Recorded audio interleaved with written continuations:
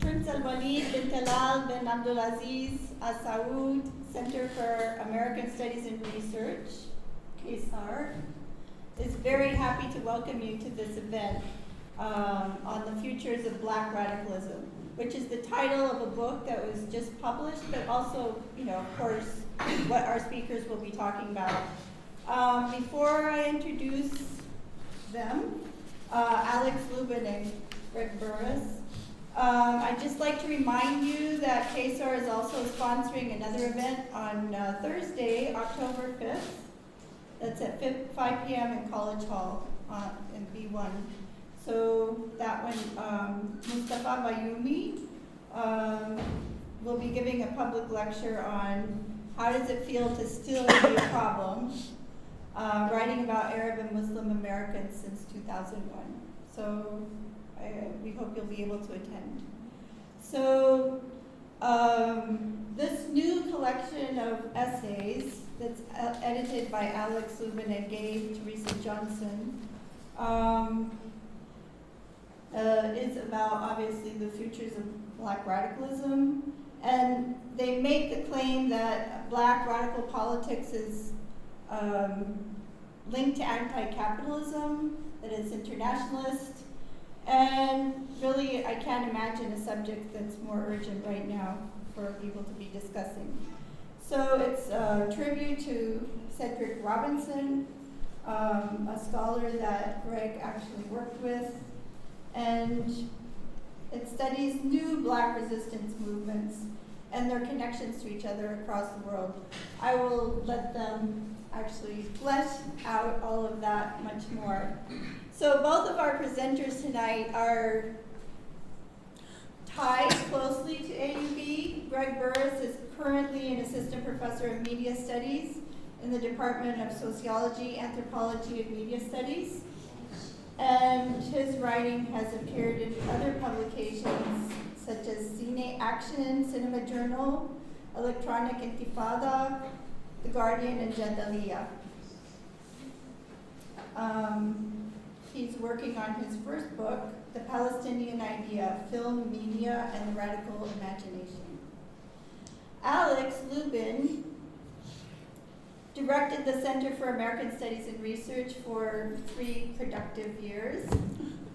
So it's great to have him back.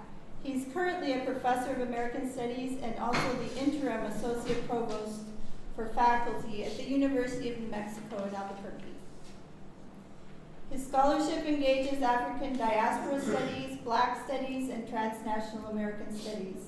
His most recent publications are Geographies of Liberation, The Making of an Afro-Arab Political Imaginary,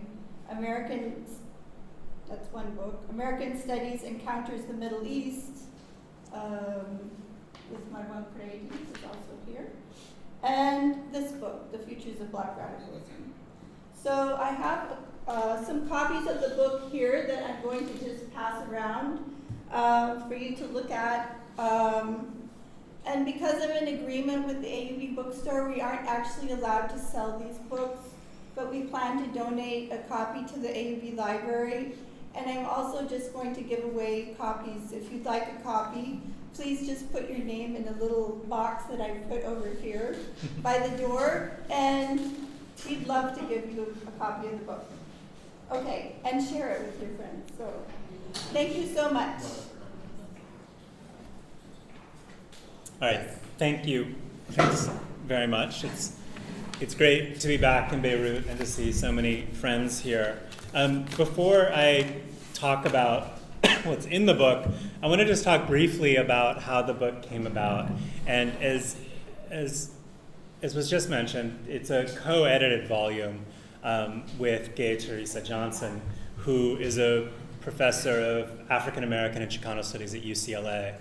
And just to talk briefly about where this comes from, a few years ago, Gay called me to say that Cedric Robinson, who was one of her mentors, actually someone who she knew since she was a young child in Santa Barbara, that Cedric and Elizabeth Robinson wanted to edit a collection, and they asked Gay to put the collection together.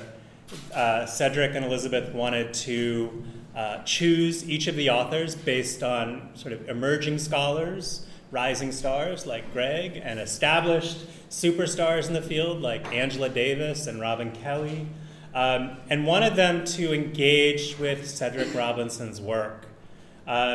Cedric Robinson, who is in some ways the subject of this book, and both Greg and I will talk about him today.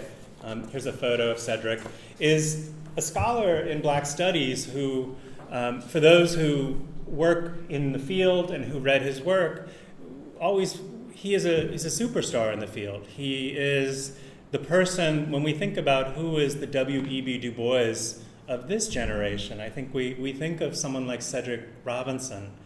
But unlike W.E.B. Du Bois, Cedric Robinson is someone who wrote and published and did work largely unnoticed, even within Black studies, I think we could say.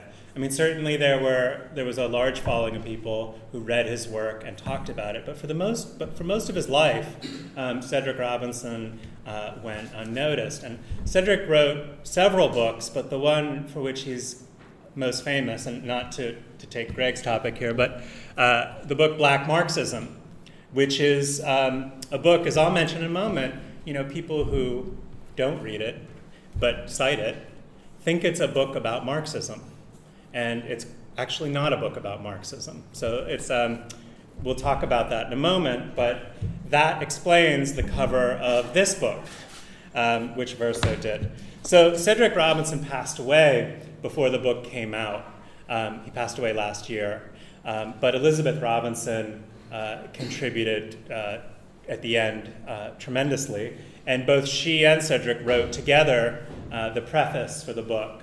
So this is all to say that this is a book that has my name on the cover as one of the editors, but it's really way more than that. It's not even just a book about all the wonderful authors in it. It's really about a community of struggle that Cedric Robinson sought to curate.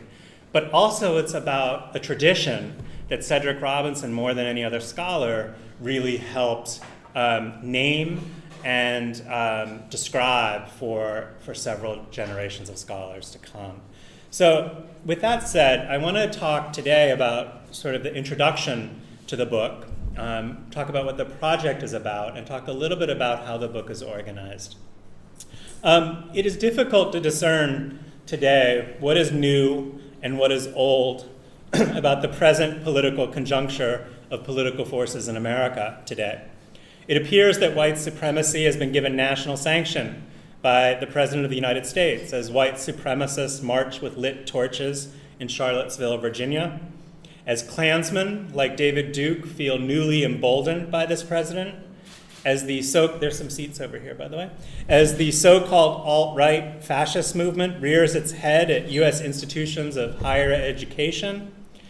It would seem that the U.S. president's Make America Great Again slogan is a call for white supremacy.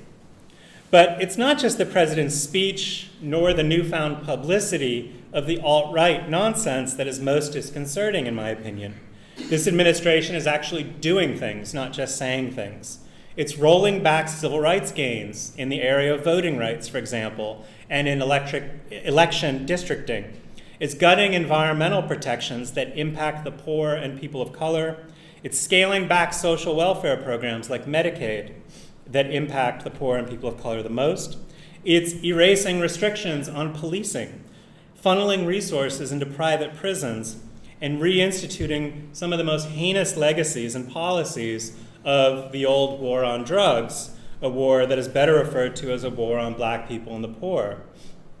This administration's invocation of white supremacy has a history, of course, and Trump is merely calling for the nation to return to its white settler nationalist roots. But what strikes us as particular to this political moment is the ferocity of white supremacy following the first black president of the United States, and within a moment when black protest has emerged with new sophistication and eloquence in movements like the Movement for Black Lives. It would be tempting to view this moment as one characterized only by an ascendant white supremacy and anti-blackness, given the new strength and legitimacy the executive branch has given it. But to view this current moment only in this way is to ignore how the seeming strength and vitality of white supremacy and toxic masculinity may in fact be indications of their fragility and their tenuousness. Indeed, while the forces of white supremacy have waited a long time for a president like Donald J. Trump, the newfound power of white supremacist organizations is rooted in the long-time fragility of white masculinity, its decline and its weakness. It was one of the many major contributions of Dr. Cedric J. Robinson to understand the force of white supremacy as what he called a forgery of history and memory, a covering conceit he identified as rooted in racial capitalism. For Robinson, there could be no understanding of capitalism without acknowledging its racial dimensions. Race was the forgery deployed to partition the globe under colonialism, to partition populations so as to exploit labor and to make way for accumulation. Avoiding the pitfalls we currently find ourselves mired in within political movements between arguing for race against class, Robinson understood that race and class are inextricably bound. There's never been a capitalism that is not racial, hence what he referred to as racial capitalism. But racial capitalism, Cedric Robinson argued, is an unstable formation, one that is continually requiring cultural and political work to shore up its insecurities. Hence, Robinson studied race as an ideological formation of capitalism that was constantly in crisis and in need of redefinition. This explains why he saw the most vociferous moments of racial supremacy in the United States not merely as dangerous examples of dominant power, but also as moments that expose the fragility of power and its continual need to be shored up through what he termed in a book title, Forgeries, or in a subtitle, Forgeries of Memory and Meaning. Moreover, Robinson understood that the dream of liberation on the part of Black radical artists, thinkers, and activists took place independently from racial capitalism. Hence, Robinson studied what he called the Black radical tradition as the accumulated wisdom of freedom strivers, ancestors, and Black radical thinkers. Indeed, he admired the artist, the activist, and the academician equally. The prisoner and the painter could each articulate radical sensibilities. And in this way, Robinson identified the political in a radical tradition constantly expressing itself in everyday life, and not just in the sanctioned domains of politics and governance. This is why Robinson delighted in writing about film and culture, as well as intellectual history and social movements. Each example could be conceived as drawing from the well of the Black radical tradition. Robinson was most interested in a form of Black radical thinking rooted in acts of what he called political refusal, exile, and escape. As he and his life partner, Elizabeth Robinson, articulate in the preface to Futures of Black Radicalism, Robinson was interested in the politics of maroonage, in the politics of everyday Black radical thinkers who refused, as HLT Quan writes in the book, to be governed. Hence, Robinson focused on the former Black captives who removed themselves to what became known as the Great Dismal Swamp, traversing Virginia and North Carolina, where they reconstituted the world outside of modernity that denied their humanity. According to Robinson, the political theory that emerged from places like the Great Dismal Swamp could not be adequately named Marxism, although Marxism may have been a useful portal through which to understand Black radicalism. Rather, Robinson sought to identify an organically Black radical political philosophy that he coined Black Marxism, a radical anti-capitalist and anti-imperialist Black philosophy rooted in the understanding of what he called racial capitalism.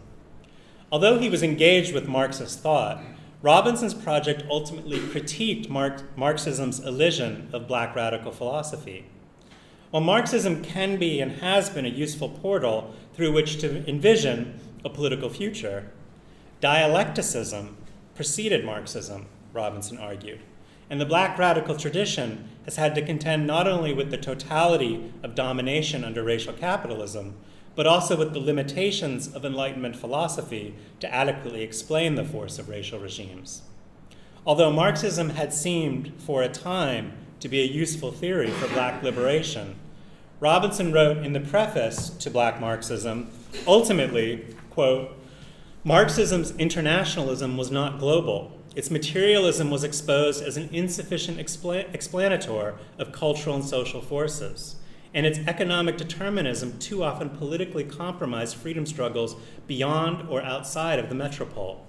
For black radicals, historically and immediately linked to social bases predominantly made of peasants and farmers in the West Indies, or sharecroppers and peons in North America, or forced laborers on colonial plantations in Africa, Marxism appeared distracted from the cruelest and most characteristic manifestations of the world's economy.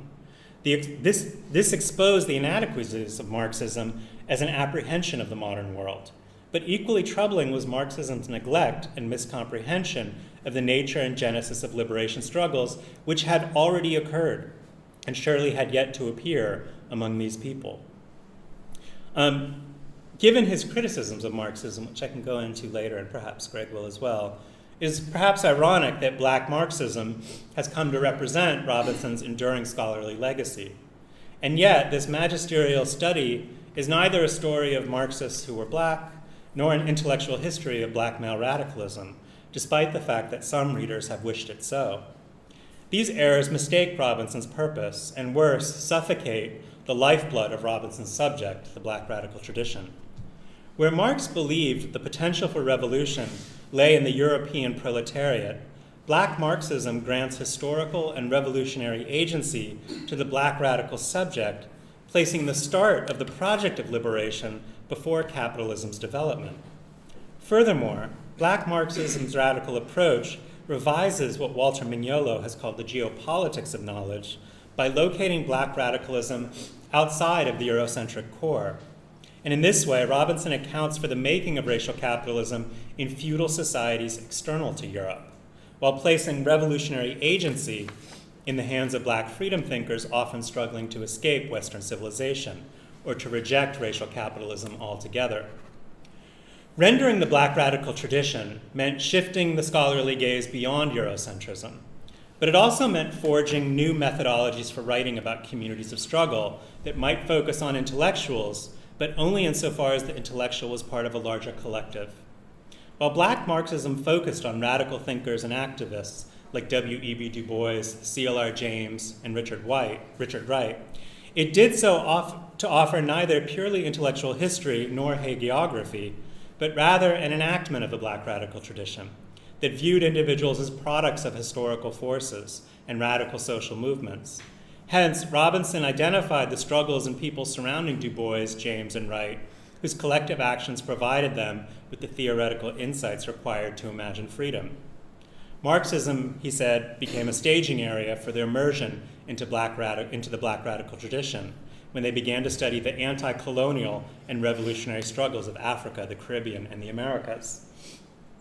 Robinson's insights about black radicalism led him to explore the origins of the black radical tradition not in Europe nor in the formation of the European working class, but instead in pre-capitalist societies in Africa and the Mediterranean world, where black resistance would be formed and transferred through generations. Because he looked beyond Europe to understand black Marxism, Robinson's scholarship was worldly and world-making in ways rarely duplicated in the Western academy. Robinson's contemporary, the Detroit-based activist Grace Lee Boggs, was similarly interested in dialectical thought, or the necessity, as she put it, to know, quote, what time it is on the clock of the world. Robinson knew what time it was because he was part of communities of struggle, because he saw the contradictions of his moment, and because he theorized from below. Dialectical thinking allowed Robinson to see the ferocity, violence, and seemingly natural terms of order of racial capitalism as signs of its weakness and not its dominance. In the black radical tradition, he saw a constant struggle for freedom against the forms of oppression that converted humanity and earth into objects of radically different value to be accumulated and owned. In this sense, black liberation included, Robinson argued, black freedom, but also a break with the totality of racial capitalism that freed everybody. Futures of Black Radicalism is a collection of essays commissioned by Cedric and Elizabeth Robinson before Cedric's passing. The book is organized to reflect the broad arc of Robinson's interventions, including an understanding of racial capitalism, an understanding of the black radical tradition, and an understanding of what sort of politics are called for given Robinson's framework. Ultimately, the book is a call for a black radical politics in the Robinson tradition, one that is internationalist, abolitionist, and intersectional. Futures of Black Radicalism is organized around three thematic frames that reflect the broad terrain of Robinson's constructions. We chose these frames in order to enact the kind of dialectical thought process required for these times. No movement forward can rest on a faulty foundational understanding of racial capitalism. This is why, in the first section of the book, scholars engage the intersecting logics of race and capitalism as conditions that confront social movements in the United States today. Stephen Osuna and Damian Sojourner are especially interested in the formation of anti-blackness in an era of neoliberal racial capitalism. Nikhil Paul Singh, as well as Stefano Harney and Fred Moten, examine the micropolitics of racial capitalism as articulated in the formation of so-called primitive accumulation and in the racialized construction of things to be exchanged for value. Francois Verger explores the convergence of racial capitalism and environmental racism. The second section of the book focuses on the Black radical tradition and its capacity not only to negate the conditions of racial capitalism, but also to survive and thrive under conditions of racial terror. In this section, scholars consider the forms of dialectical thought that have informed various freedom struggles, beginning with an interview featuring Cedric and Elizabeth Robinson, and moving to a consideration of various political struggles that, in the words of George Lipsitz in the book, responded consistently by forging advanced concepts of a deeply politicized love. In addition, this section engages various international struggles for Black liberation in order to stretch the horizons of the Black radical tradition beyond the United States and outside of the West. For example, Greg looks at the global solidarity uniting Black protest in the United States with Palestinian protest. Paul Ortiz considers the applicability of the Black radical tradition to Latin American social movements, while Daryl Thomas recalls the internationalism of Malcolm X in order to locate Black radicalism in North Africa and the Middle East. In the final section of the book, scholars think about the future by identifying new forms of imagination and struggle through which to achieve liberation. The chapters in this section take up various aspects of what collectively might be considered abolitionist politics, from prison abolition to Black music and visual culture that attempt to imagine new futures.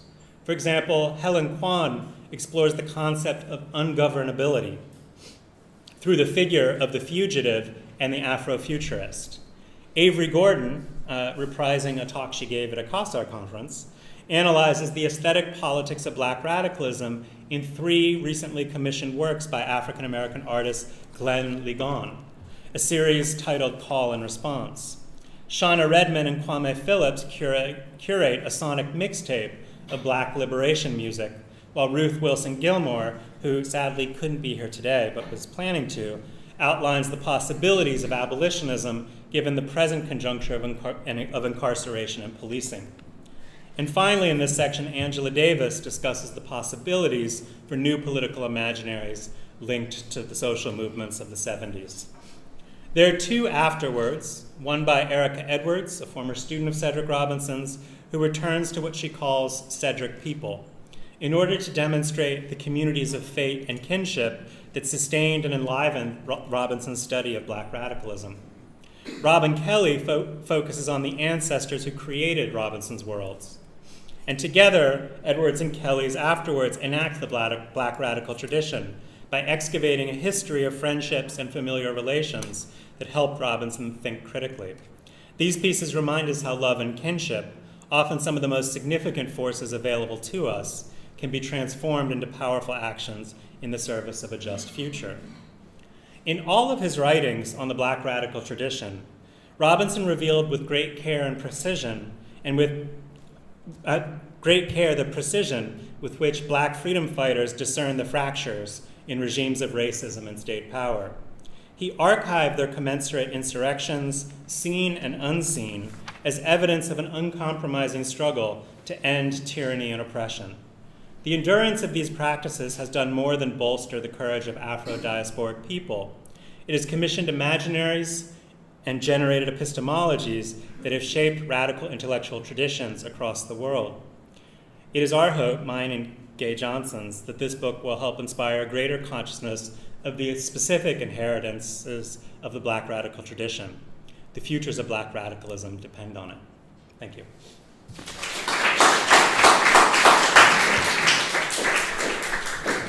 Thank you all so much for coming. I'm excited to be here to talk about this book. I'm excited to be sitting next to Alex Lubin. Today I want to try to accomplish three things. First, I want to offer a few general comments about Cedric Robinson and his thought, actually echoing some of the things that have already been said. Then I want to just briefly explain my encounter with Cedric. How did I come across this body of work, and why do I find it so valuable? And third, I want to talk specifically about my chapter and read a very, very brief couple of pages excerpt from my chapter, which is about Black Palestinian solidarity and the Black radical tradition. So as Alex already said, us academics are funny people. We often cite books we've never read. We don't tell you that, but we do. And this one, I'm afraid many people will cite without having read it and assume it's just an extension of Marxism. You have white churches, you have black churches, you have white Marxism, you have black Marxism. It's just an extension of Marxism. And Alex already suggested that couldn't be further from the case. This book still makes me uncomfortable when I read it. My deep down Marxist sensibilities are always offended when I read Cedric Robinson's work, as he presents a very, very strong challenge to the way we understand liberation and whether or not Marxism provides an adequate theory of liberation. But even the people who halfway read this book and understand that it's a critique of Marxism often miss the second major critique. The other term in the title, black. This is also a subversive view of what we consider black to be. And just as Cedric envisioned this book as an attack on the more vulgar Marxists out there, he also saw it as a subversive attack on certain forms of black nationalism, the various Stokely Carmichaels. For him, blackness is not an essence, it's not even necessarily a culture, but a consciousness that's formed throughout history. And as a consciousness, it can be shared even beyond the borders of what we associate as being the black community. So black Marxism, of course, is his most famous work, but and this is the one I'm to be talking about the most today. And I just wanted to point out that it has been published in Arabic. I do have a copy in Arabic. It was published by a publisher in Cairo. I don't know how easily available it is, but I'm not willing to give it up yet. But if you're interested in the Arabic, come afterwards and find out how to find, maybe you can try to find the Arabic copy of the book with a really amazing cover as well. So how did I become acquainted with Cedric Robinson? When I was a graduate student at the University of California, Santa Barbara, I signed up for a class on Black radical thought. It was the spring of 2011. Now, what was taking place in February and in March of 2011? Right. So on the one hand, we would be talking about the Haitian slave revolution, but then suddenly we'd be talking about Ben Ali being kicked out of Tunisia. On one hand, we'd be talking about W.B. Du Bois and the general strike that was enacted by slaves during the Civil War. And then our conversations would suddenly go into Tahrir Square and the uprising there. Cedric very easily shifted from one subject to another across time, across continents. And so from the beginning of my encounter with his thought, my interest in his work was coupled with a concern and interest in emancipatory movements here in North Africa, in the Middle East, and in Palestine. Of course, one might say, what business does Black studies have talking about these very, very different historical events? I think this is actually something that Cedric was very good at talking about. We often, even radical scholars, often participate in our own ghettoization. Queer theory should not only be about LGBTQ community, but that theory should be used on any discipline, in any field of knowledge, to try to take those subversive insights and apply it to a new, challenge our paradigms, apply it to a new field of study. American studies is the exact same situation, as we learned at this center when it became a very transnational approach to American studies. American studies isn't simply learning how many congressmen go to Washington. That's what Wikipedia is for. American studies is far deeper, and it can be applied and it can subvert other fields of study. For Cedric Robinson, Black studies presents a similar potential. The weapons and the tools that were crafted under slavery, under Jim Crow, in diaspora, these should be used beyond the immediate focus of the field of study. And so I have an interest in seeing how Black studies, how Palestine studies, how these different bodies of thought can work on each other. And so my chapter is specifically about Black Palestinian solidarity. For the past, I don't want to give a full history of it here, but for the past few years, there's been an upsurge in the amount of attention that Black Palestinian solidarity has received.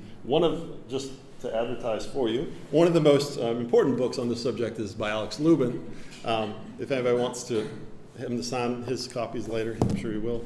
But there's been a large number, a huge upsurge in interest in Black Palestinian solidarity. Now, for me, this is a wonderful thing. The Black liberation struggle and Palestinian liberation struggle are two things I'm extremely interested in. But for other quarters of the left, the celebration is not so easy. Yes, we can celebrate a new YouTube video or a new hip-hop video, but how can we so easily take these two vastly different bodies of thought and struggles and so easily put them together? Theoretically, how is this possible? How is such solidarity even merited? The Black subject under slavery is not the same as the Palestinian subject under Zionist settler colonialism. And so at the same time that there has been a huge increase in the amount of Black Palestinian solidarity that we see and interest in it, there's also been, in leftist quarters, a reaction against it.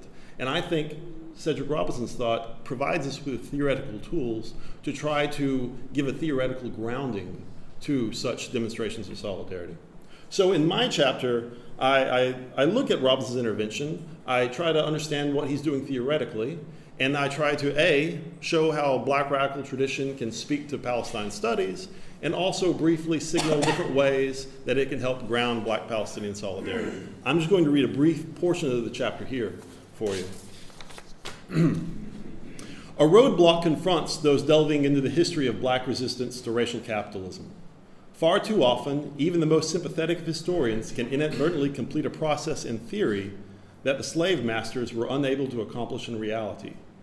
The North American slave system separated the African not only from his or her native continent, but also from his or her history, language, and culture.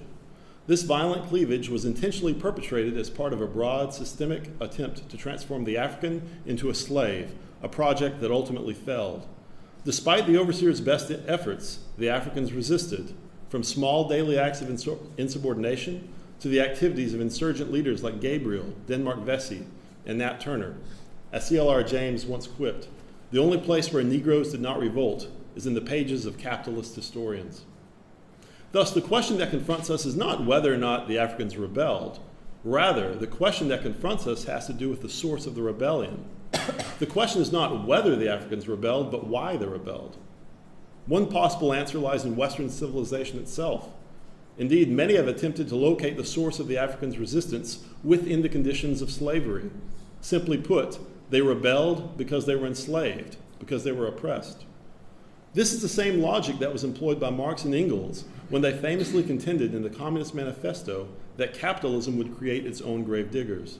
But by locating the seeds of rebellion within the institution of slavery in this manner, one inadvertently replicates the conceit of the slave masters, effectively abolishing the Africans' most important resource, their collective past. This is precisely where Robinson locates the Black radical tradition. And for him, Black resistance emanated not only from oppression alone, but from a consciousness that the North American overseers were simply unable to obliterate. For Robinson, the slave ships not only transported bodies, they also transported cultures, critical mixes and admixtures of language and thought, of cosmology and metaphysics, of habits, belief, and morality. African labor, he writes, brought the past with it. This was the embryo of the demon that would be visited on the whole enterprise of primitive accumulation. As counterintuitive as it might initially appear then, the wellspring of inspiration fueling Black radicalism actually predates the institution against which the Africans rebelled. The slave masters' attempts to brainwash the Africans did not generate a rebellious African consciousness. On the contrary, a rebellious African consciousness generated the slave masters' need to brainwash the Africans. However totalizing the slave system might have seemed, it was not a completely dominant enterprise, and it was perpetually plagued by the threat of a consciousness that preceded it and that it could not eradicate. Robinson's subversive conceptualization of black radicalism thus operates on two distinct levels. It is both historical and theoretical, concrete and abstract. If Robinson is explicitly addressing a very specific case, black resistance to slavery, his argument nevertheless has a much broader theoretical purchase. Robinson is arguing that no system of thought, no social science, no economic model, no governing ideology is ever as hegemonic or dominant as we pretend it to be. And there are always cracks in the ruling regime, holes and gaps from which other forms of thinking, being, and imagining can emerge. Robinson's intellectual project is thus a radically open-ended one, and he refuses to give existing structures and institutions the final say. Here it is worth pausing to note a certain overlap between Robinson's work and the writings of another radical intellectual, Edward Said. Indeed, it is significant that Robinson's book on early film history, Forgeries of Memory and Meaning, begins with a quotation from that late Palestinian intellectual. Said writes, "In human history, there is always something beyond the reach of dominating systems, no matter how deeply they saturate society." While Robinson does not elaborate on this potential overlap in the subsequent text, I believe that the presence of this epigraph at the beginning of Robinson's book indicates a fascinating possibility that merits further exploration, the prospect of the black radical tradition intersecting with the Palestine liberation struggle. So what would it mean to conceive of Palestine through the work of Cedric Robinson, to let the black radical tradition and the Palestine liberation struggle sing together? First of all, it would mean seriously calling into question any historical narrative, be it a Zionist or an anti-Zionist one, that gives too much determinative authority to the actions of Israel in the molding of contemporary Palestinian identity. Local Palestinian ways of thinking, being, and imagining already existed before any Zionist feet had touched Middle Eastern soil, and this indigenous consciousness has shaped the way that Palestinians respond to the litany of tragedies that have befallen them. While I do not contest the tremendous role that the Nakba has played and will continue to play in the formation of Palestinian collective memory and identity, I think we nevertheless run a great risk when we assign the events of 1948 too strong a degree of determinative agency in shaping Palestinian consciousness. Just as slavery could not fully brainwash the Africans, Zionism too has been unable to fully dominate the Palestinians. While pro-Israeli activists like to claim that Palestine is a modern-day invention, a belated jealous response to Israel's victories, Robinson's theoretical example would suggest something else. By rejecting the occupation, the Palestinians are not only playing out the internal contradictions of oppressive power structures, they're also drawing upon local cultures, cosmologies, metaphysics, beliefs, and values, phenomena which the Israelis have been unable to obliterate. Whatever devastation the Nakba wreaked, Israel's oppressive actions do not have determinative power, and Palestinian resistance is not merely an automatic reaction against it. Like the black radical tradition, the Palestine liberation struggle has roots older than the occupation itself. However oppressive Zionism is, it can never fully determine the shape that Palestinian resistance takes. So how does this intersection of black radicalism and Palestine liberation help us conceive of black Palestinian solidarity? Here again we can turn to Robinson's work, where a particular historical subject appears again and again. As Alex already mentioned, it's the person who escapes his or her oppressive surroundings by fleeing from them, the runaway, the fugitive, the maroon. Marriage, as Robinson points out, was a relatively common practice in pre-colonial U.S. history, even preceding the establishment of Jamestown by some 82 years. Significantly, these maroon communities were populated by a diverse mix of peoples, not only self-liberated Africans, but also Native Americans and Europeans that had formerly been indentured servants. Robinson's interest in marriage should come as little surprise. By liberating themselves with their own feet, these fugitives enacted literally what Robinson is trying to accomplish theoretically, an escape from dominant ways of thinking, being, and imagining. Ultimately, the black radical tradition is itself a theory of fugitivity. While the leftist critics of black Palestinian solidarity are technically correct that the black situation vis-a-vis U.S. white supremacy is not the same as the Palestinian situation vis-a-vis Zionist settler colonialism, they are nevertheless making a great mistake. Declarations of solidarity and political belonging between the two struggles are rarely meant to be scientific comparisons. And black Palestinian solidarity does not hinge on absolute sameness any more than did the ties forged in North American maroon communities between Africans, Native Americans, and Europeans. Those who participate in the imagining of black Palestinian ties are not simply describing the world as it already exists. They are creating something new, giving flesh to a potential that had previously been hidden. Their activities are not blind reactions to U.S. and Israeli forms of oppression, but a testament to the radical ways of thinking, being, and imagining which preceded them and continue to inspire social struggle and resistance.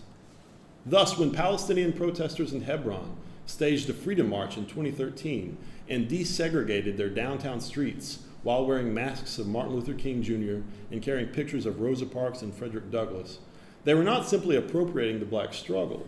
They were giving it new life and showing that the emancipatory message of the black freedom movement cannot be ghettoized into one particular historical and political context. Similarly, when Black Lives Matter protesters interrupted traffic on Martin Luther King Day in January 2015 and unfurled a giant Palestinian flag on California's San Mateo Bridge, they were not simply turning a protest against white supremacy into anti-black spectacle, as some of the critics would say. Rather, in both instances, the protesters were letting the submerged and buried traditions of black radicalism and Palestinian liberation emerge from the shadows. Indeed, we might even go so far as to say that they were acting as 21st century fugitives, metaphysical maroons fleeing oppressive discourses and identitarian boundaries. Just like the runaways that Robinson privileges in his work, they were creating new imaginative coalitions and racial constructions that defy existing forms of categorization. To recall Robinson's concluding words from Black Marxism, it is not the province of one people to be the solution of the problem, but for now we must be as one. Thanks.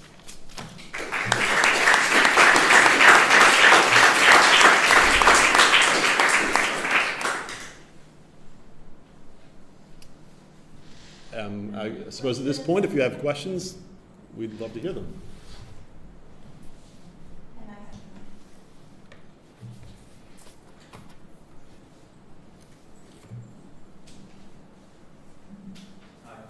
Thank you so much, both of you, for the wonderful and very thought-provoking presentation.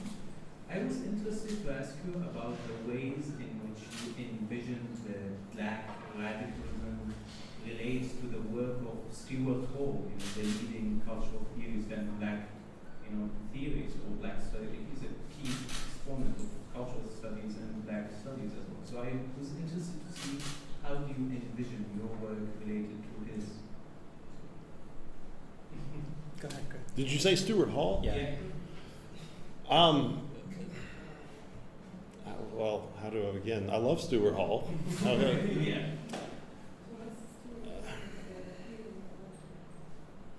I'm sorry? I mean, there's actually several ways. Alex, I actually wish you would answer this one because I'm not even sure how to begin to answer this one. So, I guess, so I want to say two things. First of all, examining the question and then giving perhaps an answer to it. It is not my intention to speak for Cedric Robinson about what he thinks, or obviously, and it certainly isn't my intention, or Greg's either, I'm sure, to be two white guys talking about what black radical politics need to do. That would reproduce a kind of scholarly absence that happens all too often. Yes, Stuart Hall is important. So are millions of other black intellectuals and scholars. And why I asked that question was because one of the things that I found interesting in the analysis is the predominant role that class plays in the analysis of Robinson. Mm-hmm. And Stuart Hall was one of those, you can call him a post-Marxist, who tried to dislodge this connection between class and identity. Right. So I was interested to see whether you think this could serve as a critique or as a way of envisioning further studies in this case that could go beyond the work of Robinson.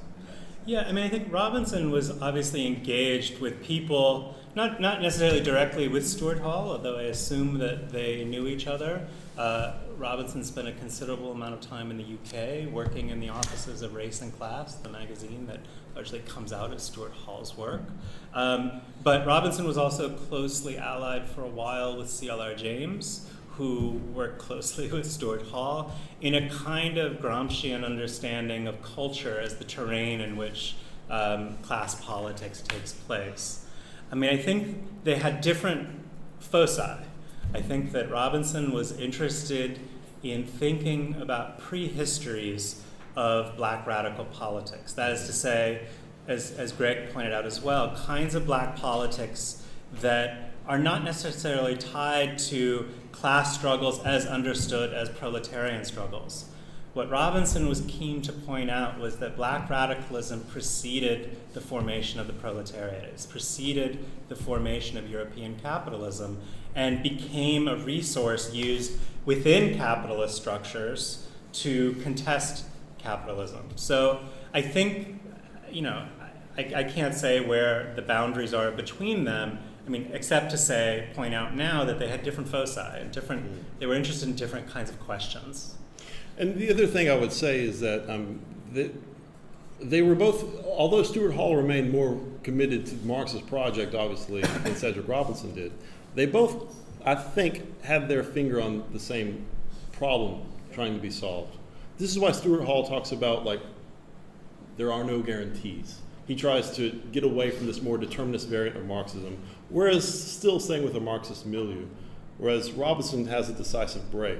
But I think they are both pointing to the same deficiency with Marxism as, not as a critique of capitalism, but as a theory of liberation. Thank you both. I should begin actually with a disclaimer. I haven't read Cedric's book, so this might be quite naive and ignorant. What I'm sort of trying to understand is you're both evoking his work as the theoretical framework, right? As the theoretical framework, presumably for thinking through these types of histories, right? So from a very kind of historical, as I understood it, perspective, that would then perhaps pave the way for a type of politics to emerge. I'm trying to understand this primordial form of radicalism that predates these oppressive structures.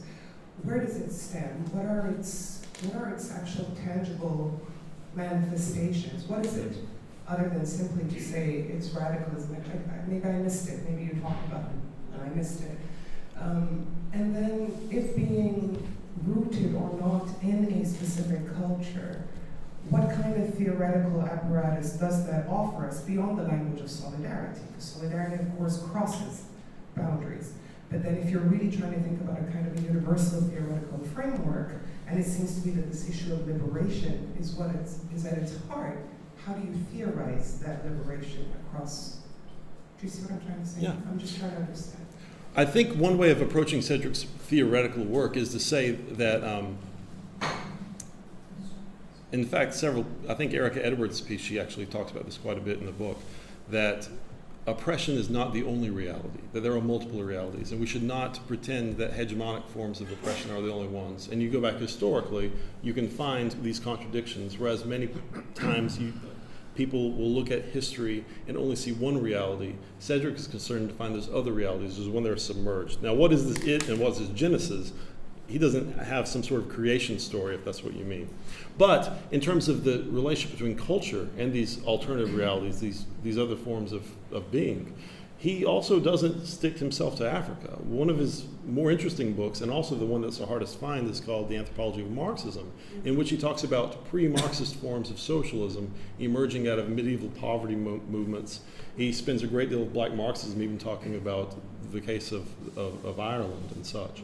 So that's why, at least when I'm thinking about black and Palestinian solidarity, I think Cedric himself did the same thing, in which you try to find these alternative socialist forms of discourse, socialist forms of being in different cultures, and see the way that they can work together. Sorry, if I can just follow up. But it's not that there's some kind of primordial notion of liberation that characterizes an African historical consciousness, or in your case, a pre-1948 Palestinian consciousness. Well, the minute you posit liberation, you posit something that liberation is defined against. Right? no, but this is actually interesting. Struggling with that. When I took his seminar, he had us write an essay. It was like a mid-semester, check. And the essay, we had read this book, and his essay was, "My critics accuse me of being an African essentialist. What do you think?" I mean, he's the exact same question you're asking me, actually, about this primordial thing. And so he was aware of this critique. He enjoyed talking about it. And is there some sort of primordial, pre-existing genetic, or I don't know, cultural genesis? I think his answer would say no. It's just part of the human spirit, as abstract as that may seem. Right. I mean, he was not an Afrocentrist in that way, to say that there's a pre-capitalist social society, social movements that get transmuted through time. But I think the more accurate thing is that, like C.L.R. James, he saw a socialist movement in the making prior to the formation of a working class identity, for example. For example, and again, in the Anthropology of Marxism, he talks about black mysticism and the mystics that rejected church politics in places like around Africa, but also in the Mediterranean, as sort of examples of how there are forms of resistance that are not necessarily named as proletarian class struggle, but that are the socialist society in the making. And to the other part of your question about solidarity, I don't think solidarity is the hinge or the hook that Robinson would use to link social movements. I think it is actually abolitionism. That abolitionism, properly conceived, is a liberation politics that gets around the sort of complexities of how are Palestinians different than Afro-Americans, but actually says, how do we get free? And can that be conceived of together? Can Palestinian freedom or unfreedom be seen as the condition for black radicals of our unfreedom as well? And just to delve into that a little bit more, I think it's important to note that, so first of all, Cedric wrote several books, not just Black Marxism. Well, that's the one that made it into the university press that, he got the most popularity for, or is most known for.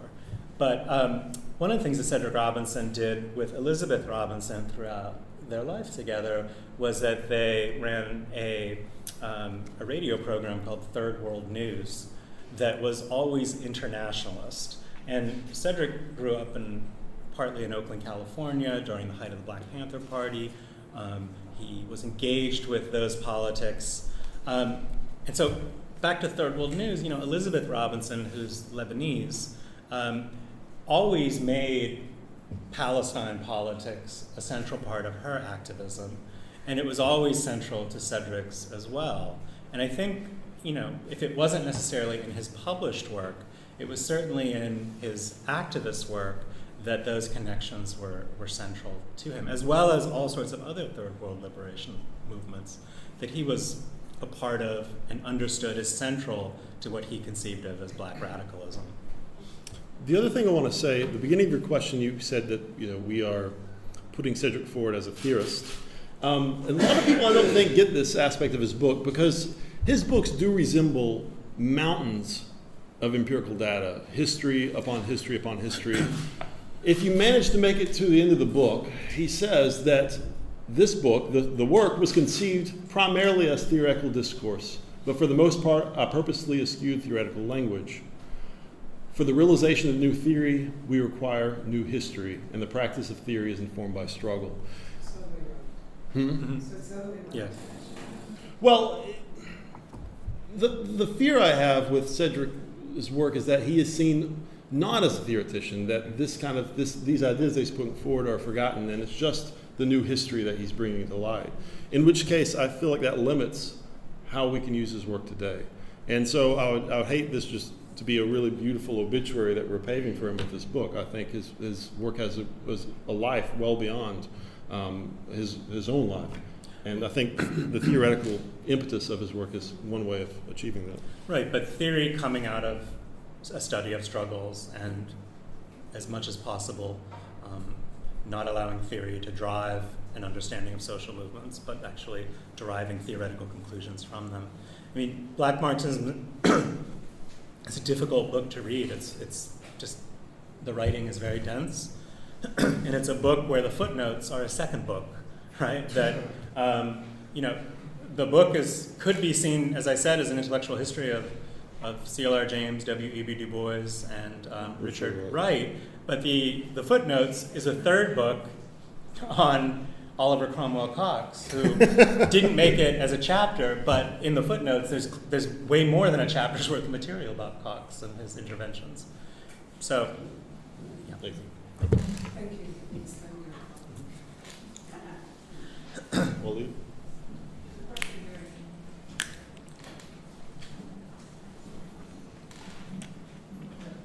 This kind of follows that question, and also I'll admit I haven't read Cedric Robinson's work.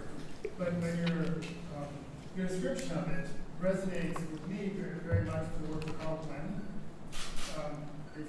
Carl Planning, who wrote about, in a sense, used history of pre-market societies, an anthropology and history, to argue that the idea of market liberalism is unsustainable, that society would react against it, that historically the economies were embedded in social relations, and that market liberalism tried to turn that around and make society conform to the economic system. So anyway, so in some ways it seems like there's a kind of parallel aspect that he draws from what can be seen as a kind of prehistory of market societies or other non-market societies to make a critique of the unsustainability of liberalism as a self-regulating market.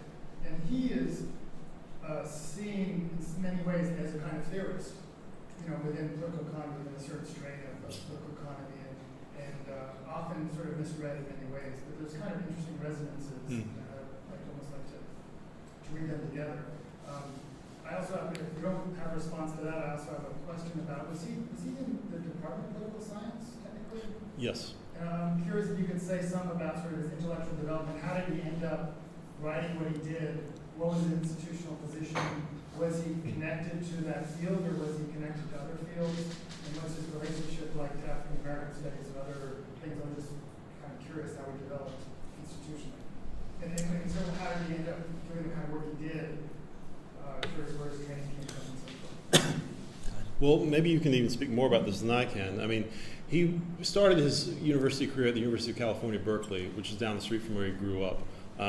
He eventually received a PhD, but not without a bit of work. He actually ended up having to sue the university in order for them to allow him to graduate. He had finished his dissertation, and he was having problems with the political science department allowing him to get a PhD because what he wrote, which became his first book, Terms of Order. What's that? It's like Norman Finkelstein. Oh, there you go, like Norman Finkelstein. He actually had to sue the department in order to eventually get that PhD. Then a similar thing happened with his tenure case. I remember he used to joke about it. He went to England for a year. I believe he actually did meet Stuart Hall while he was there as well. But he went to England for a year when they were reviewing his tenure case in the political science department. And he returned at the end of the year, they said, we need another year to review your stuff. So it ended up being a 2-year review before they gave it to him. But he existed in very much opposition with his home department. When he went to Santa Barbara, he moved into Black Studies, and that was one of the, if not the first Black Studies department in the United States. It was a department that had developed as a result of student protests in the 1970s. But even within Black Studies, he often came up against scholars who saw the field more as African American studies and not about Black radicalism. Elizabeth, his wife, has said that if UCSB respected him more, there would be a PhD program in Black Studies right now. But even within his own administration, he was looked at as a nuisance. He was the person, when students like Greg would be on the quad protesting, he would be there with them. And I know he was part of a hunger strike at one point. Administrators were not fans of that. So he very much felt dissed by every academic institution he ever served in, which is one of the reasons I admire him so much.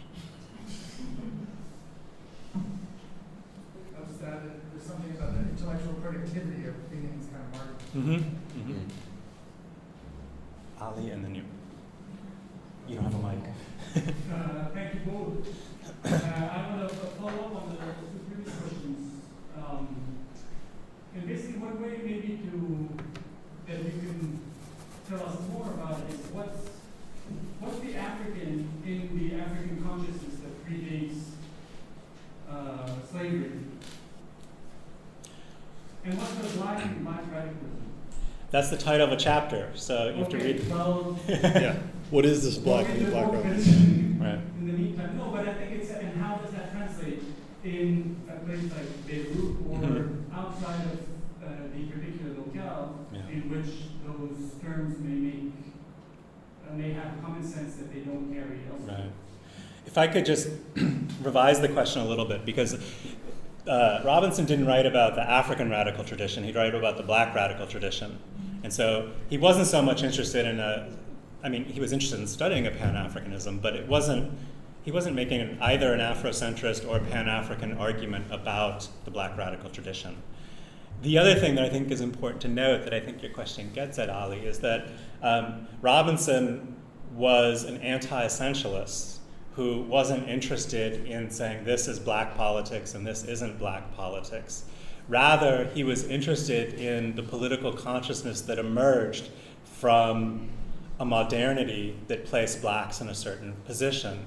And he believed that the political philosophy that emerged from black radical politics was one that was a politics of abolitionism that translated to all sorts of groups. So like W.E.B. Du Bois, who argued that emancipation and the period of Reconstruction in the United States benefited white people because it gave them the vote and public education, for example.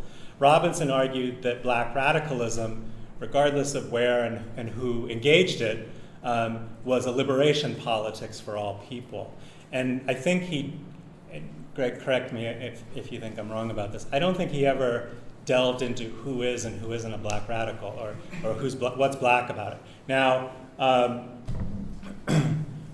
George Lipsitz, who writes What is this black in the black radical tradition, does have a chapter here in which he, George is also known for exceptional titles, even though the title may not relate exactly to the chapter. But I think the point of George's intervention is to suggest that there's a certain political consciousness that comes from a context of anti-black modernity, of a world of anti-blackness, that is a politics of survival, of fugitivity, of maroonage that is particular to black experience in the West. Now, it's a politics that can be useful to many people, but it's that historical conjuncture that is particularly liberatory, or has led to a liberatory consciousness. I don't know if that answers that question. Yeah. Do you want to say anything else? One of the stories that I heard him tell on more than one occasion, there was a time in the 60s or 70s where he worked as a probation officer, and he was helping people getting out of jail for various reasons. And there was a guy he was working with who was a white guy, he was a nice person, talked to him, he was collected, but he would have extreme temper tantrums in which he would go to blows, he would fight people, he couldn't control himself, he was always getting into fights. And the more he got to know the guy, he started to realize what the person's problem was. He was raised by his adopted father, who was black. So even though this person was phenotypically white, he spent his entire life being raised by a black man. But because he was phenotypically white, he would often find himself in conversations in which people would say racist things. And that would enrage him. And he would go to blows, he would fight. And Cedric saw this as the instance in which black consciousness was somehow carried over into somebody who was, at least from society standards, not considered black. He loved these kinds of stories about blackness as a consciousness, as a politics, as something that can be passed on in ways that you wouldn't expect them to be passed on. So he was fascinated by these kinds of stories and talked about them quite a bit. I'll keep that conversation going just a little bit, so I have a comment and a question. I think in the same way that you both just read the ways in which the title is easily misread, I think the concepts of the black radical tradition and of racial capitalism have become somewhat unmoored from this work, or very much unmoored from this work and its historical and theoretical commitments. So they do tend to be plugged into a variety of arguments in ways that I think some of us would read as problematic. I think there is a way that the black radical tradition has been read conceptually as a kind of ontology of blackness that's inherently resistant, which is deeply problematic. But with that said, part of the reason for that conceptual unmooring has been that Robinson's work over the last 15 to 20 years, since Robin Kelly helped bring this volume out, the new edition of Black Marxism, for relatively new edition, he has become much more widely influential among a new generation of black scholars and activists. So my question, which kind of takes us away from his particular theoretical intervention, is, are there places, or where do you see his thought manifest in current configurations of black radical politics? Mm-hmm. Well, rather than answering that sort of where do I think, let me just promote the authors in this fine book. I think for Shauna Redman and Kwame Phillips, it's in Kendrick Lamar's song, "We Gonna Be All Right," right? The ways that forms of refusal and creativity and a kind of Black Lives aesthetic emerges from there. For Avery Gordon, it's in the artistic production of Glenn Ligon's work. I mean, I think where Robinson's work has particular relevance is obviously within Black Lives Matter protests, within Dream Defenders, and various social movements that are internationalist and abolitionist at the same time. I would say that, Helen Kwan writes about, or HLT Kwan writes about the ways that Afrofuturist art or Afrofuturist politics and music are forms of maroonage and fugitivity that harken to things that Cedric Robinson wrote about. What say you?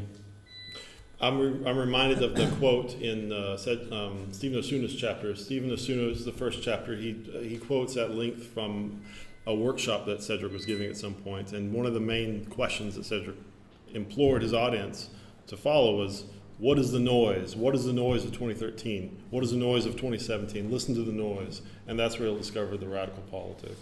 What is not making sense? What is not making the news? What looks inchoate? What is the noise?